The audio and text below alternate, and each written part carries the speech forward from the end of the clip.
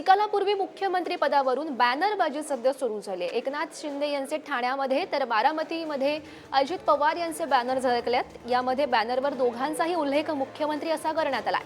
पुण्यातील पर्वतीमध्ये सुप्रिया सुळेंची पहिली महिला मुख्यमंत्री अशा आशयाचे हे बॅनर लागलेले आहेत। निकालापूर्वीच कार्यकर्त्यांमध्ये उत्साह सध्या पाहायला मिळतो आणि त्या संदर्भातली आपण ही 3 दृश्य पाहू शकतो। मुख्यमंत्री एकनाथ शिंदे यांचे मुख्यमंत्री असे लावलेले बॅनर सध्या आपण पाहतोय। बारामतीमध्ये अजित पवार यांचेही भावी मुख्यमंत्री म्हणून बॅनर झळकलेत।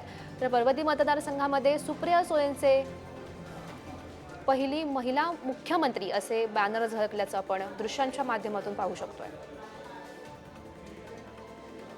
कोण बनावा आपल्याला ऑफकोर्स जर तुम्ही मला विचारलं आणि या राज्याच्या जनतेचाही आपण जर का कौल घेतला तर मला वाटतं या राज्याचे मुख्यमंत्र्यांचं सूत्र हे निश्चितपणे एकनाथजी शिंदे साहेबांच्या हातात यायला पाहिजे अशी माझी प्रामाणिक इच्छा आहे।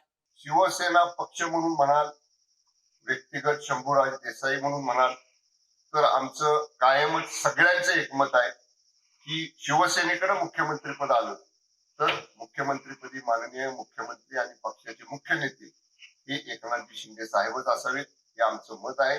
परंतु याचा अंतिम निर्णय हा महायुतीचे सर्व नेते एकत्र बसून घेतील।